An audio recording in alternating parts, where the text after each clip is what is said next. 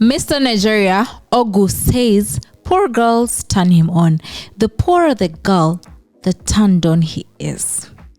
Let's discuss.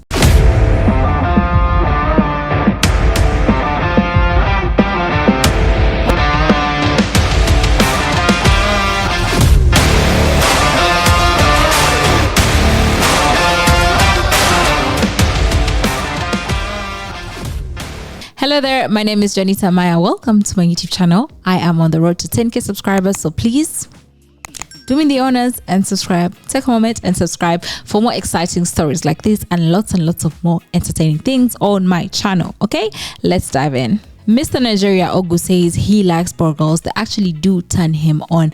I saw this clip on X, formerly Twitter, and I said, maybe I need to bring this on my channel so that I can give you guys my 2 cents. You know, I'm not a relationship expert. Neither do I like, to dip my toes into anything relationship, but I had to bring this here so that you guys need to hear this because I'm not making this up. Listen.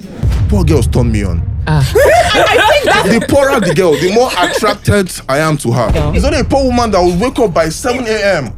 pray for you, NSPPD, go online and say, what God cannot do is this. I'm going to put my husband on the fire altar. I'm going to pray for my husband. Make my husband, oh my God, marry a poor girl. Because when it comes to number one, when it comes to fertility, poor women can be so fertile.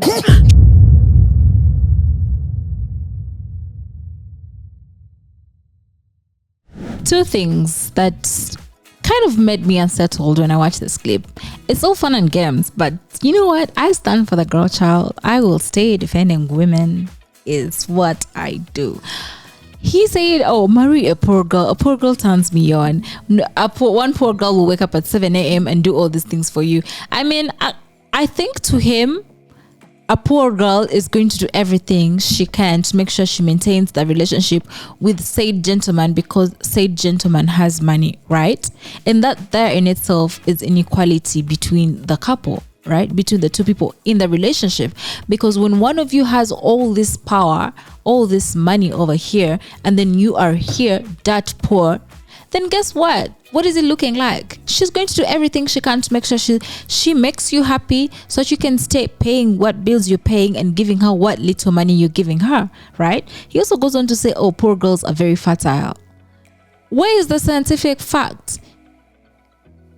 Now, the non-scientific fact that I think would explain why he likes these girls because they're fertile is because they're poor and they're looking for jobs and they may not have anything to do, then one would think that they may be more active in bed than the other lady who is, chasing a job, chasing a bag. And let's talk about financial dependence.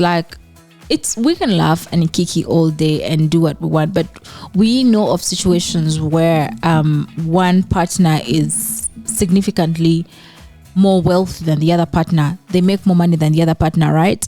And in such a situation, there can be some sort of imbalance where if we're talking about the poor girl, she could make decisions that benefit said person or that go with his preferences and not necessarily go with her values in order, like I mentioned, to maintain the relationship, and through things like this, a lady can sometimes be forced, right, to do certain things, to make certain decisions, that compromise her values or her standards so that she can keep the relationship where it is, right? I mean, I know of some people who are so financially dependent on their partners that they go to their partners for every single thing. Let it be money for a bra, let it be money for hair, let it be money for, obviously, if you're a man watching this, money for hair, let's not discuss that. So you can find that some people don't even have their own cash to buy themselves certain things that they end up relying on the man so much.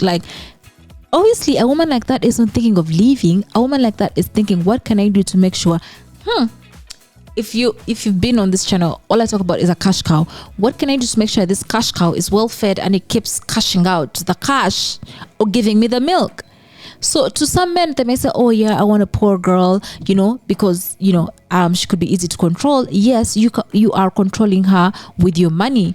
You are taking her up her ability to make decisions on her own because she is relying on you financially. You are taking care of her, you're taking care of her family. What do you expect? And then this waking up at 7 a.m. is where you're going to think, oh, she likes me. Does she like you, or are you paying her bills? Watch this. I just wanted to clarify too that I am not getting any allowance and I don't have credit card. So everything that I am purchasing, I have to ask permission, and this needs to be discussed. So if you want something, we're gonna discuss it. This is how our marriage works. That is how her marriage is. Before she makes any purchase, she has to go to him and ask for permission. Before she makes any, I guess, financial decision, she has to go and ask for permission. Now, granted, that is his money. Let's use common sense here. That is his money. Yes, that aside, she is married to this man, by the way. She has 2 kids with this man, and she's currently pregnant, right? Now, this man says, hey, meanwhile, let me give you guys a backstory on this. I actually did a whole video on this guy. This guy is a white passport bro who went to the Philippines and got himself a very lovely lady, brought her back to the States, made her financially dependent on him, and now when she wants to leave, he claims she is Americanized. Whole time, she's not liking the dynamic of the relationship. This is what happens. Like, it's more of like an egotistic thing. Like, some men want to feel like they are the real deal, so like do things for them. Now, some men want to feel like they are the real deal, right? They make you ask them money for anything. Like, that's the one thing I don't understand. Let's say you're in marriage and one of you is like the one who makes the money, right? I mean, he has it's his money or it's the family's money. In this response video, he said, oh, it's a family's money, but she has to ask me for permission before she makes any purchase. I get it, but do you get what I'm saying? She is poor, he is rich. What is it looking like? It's not looking good. It's looking like he is taking advantage of her. It's looking like he is taking away the tools or the weapons for her to develop herself or potentially think on her own. She may not even like the guy. Guys, so many women are in relationships because of financial needs. It's not even love anymore. And some men are eating this bleep up. They're eating it up because they want to feel really important.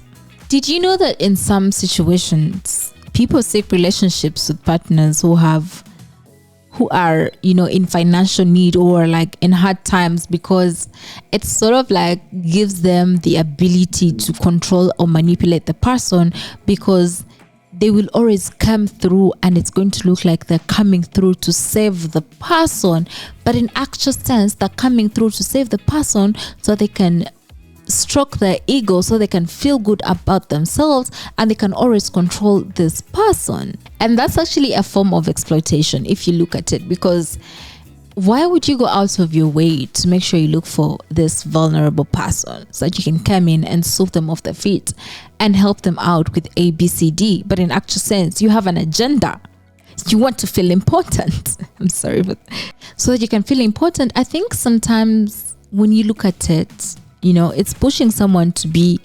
So as you can see, it's someone just being an exploitative person, taking advantage of the other person's hard times. Listen, just watch this. Can I put that on men's chest too? Is that the woman you want, or is that the woman who validates your ego because now you feel like you helping? Big dog, some of y'all be out here with up women just so you could say you fixed something. Just for you could say you leading something. Just for you could say you built something. Because a woman who got all her own together, you can't come in and have a plan for her. You feel? Nah, hold up. This because what I don't want this to turn into is like y'all feeling this about men. Let me talk to my for a second. Fellas, this idea that you have to have a plan and a way, say that plan and way for a woman who already on her way somewhere, cuz. Y'all be too cool carrying dead weight and justifying it off you being a man.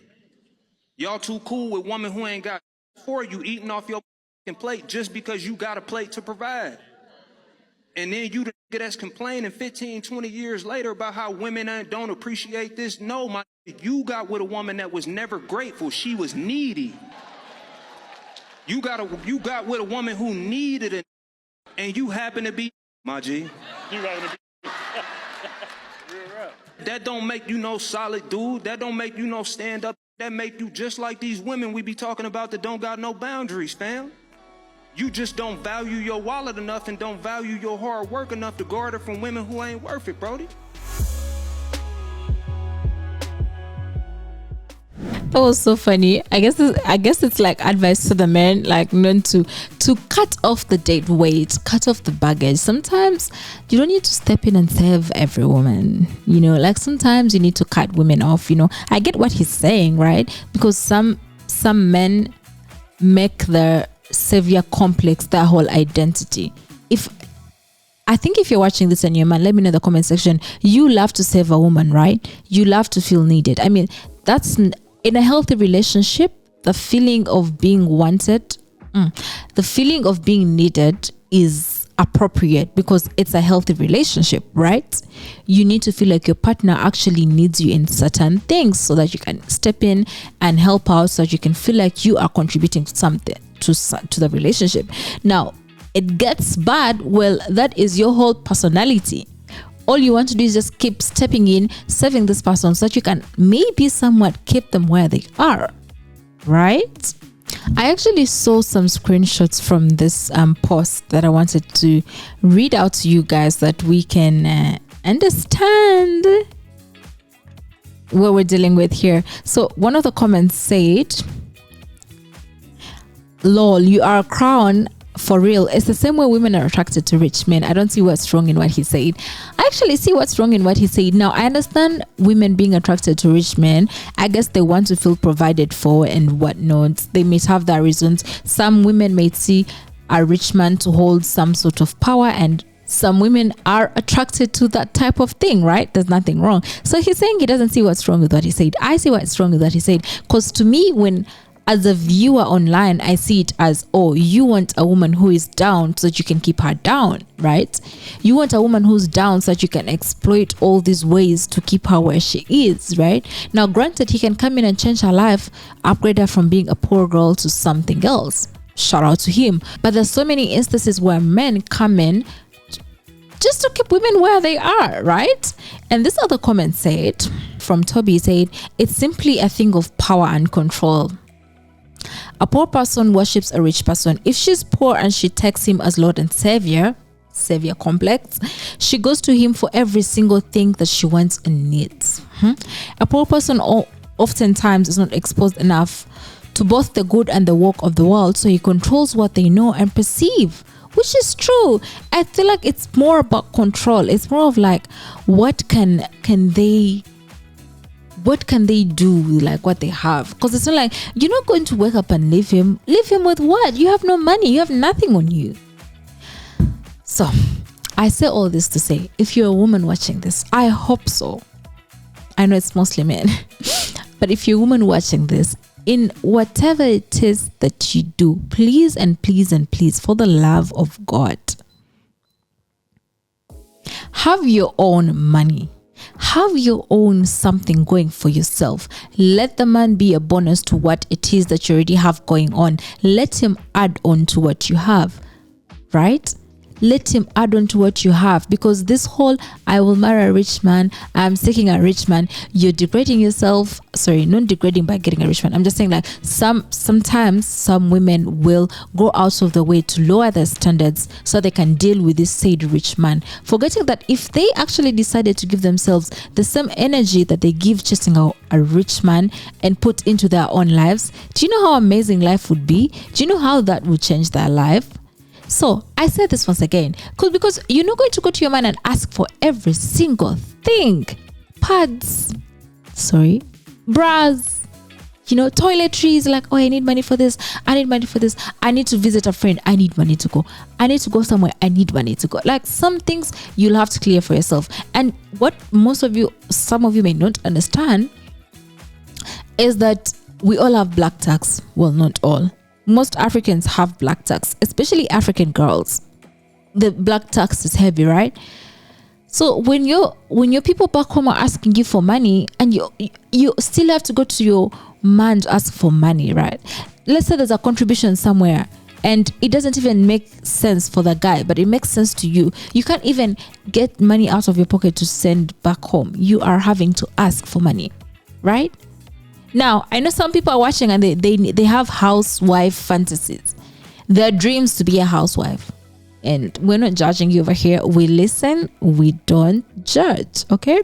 We're not judging you over here. Wish you the best. I just hope and pray and I request that when you are on your journey to be who you want to be, it doesn't hurt for you to have something for yourself.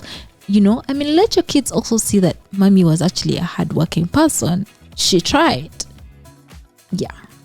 With that being said, I want you guys to listen to advice from this amazing lady and we close this one. Ladies, no matter where you go in life or who you get married to, make sure you are financially independent. I don't care if you are a stay-at-home mom, find ways to earn. This is a lesson that can never be learned too early. Teach it to your daughters, to your granddaughters, drill it in their heads. Teach them economic independence so that when they ever get married, they have a partner and not a master.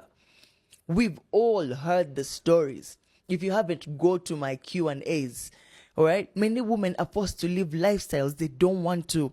But because they have to depend on their partners financially, they endure mistreatment and abuse for as little as 200,000? 100,000? You are stuck if you give up that freedom. Never give any person that much power. For many sisters, the genuine possibility of becoming homeless if they leave an abuser can drive so many of them to stay in or to even return to violent relationships. You've had people asking, why doesn't she just leave? Why doesn't she just leave? Most of these people are financially abused. Their money is taken away. They have no money. They depend on their men for survival. They would genuinely be homeless if they left their partners. This is one of the reasons I know most women stay in abusive relationships. For security and financial dependence. A man will spit on you, hate on you, control you, disrespect you, just because he feeds and gives you shelter. What does this tell you? Every woman should strive so hard to be financially independent, no matter how little you earn. When someone controls your finances, they control you. That's how it works. But financial independence gives you the ability to be able to take care of yourself and your children in case anything happens. You don't know which curveballs life will throw at you. All right? We see sisters struggle to support themselves and their children without the abuser's financial contributions. We need to break the patterns. It ends with us. And I hope you pray for a secure partner who won't be threatened by your success. Because your success shouldn't take away from his. FYI, we don't preach financial independence to compete with men. No, we do not want to take your role. We preach it because it gives us a certain power to make independent decisions if need be. It prepares you, the woman, for a contingency that might result due to divorce, a partner's death, illness, or a sudden unemployment. Guys, you heard from her. Every woman should strive to be financially independent. And guys, this is not to come here and say, oh, you don't need a man, throw the man away.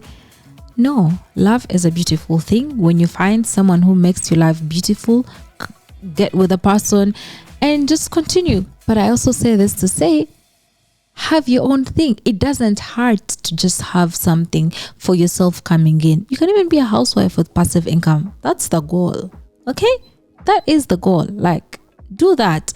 But just have something for yourself, because whoever pays you owns you. You know, money. We can hate on money all we want, but money will solve certain problems, and you need your problem solved. I'll leave it at that. Okay, thank you so much for watching. I appreciate it for watching this till the end. Please subscribe, do all the nice things. Remember, if you're looking to relocate, invest, and tour Uganda, I am your girl. Book a one-on-one consultation or just buy my ebook that has lots and lots of things, from accommodation to buying land to contact details to marketplaces to where to buy local stuff to accommodation. Did I mention that again? There's so much more in that ebook that I feel like it's just it's a cheat code for everything that is Uganda. So yeah, do all the nice things. Support your girl and buy my merch. Uganda looks good on me, or Uganda is calling, so I must go. That is my merch. Let me know what you think in the comment section. I'd like to hear from you. I'm going to try to like incorporate these types of stories here and there, give my 2 cents. Like I said, I'm not a relationship expert. Yeah, there's that. I'll see you guys next time.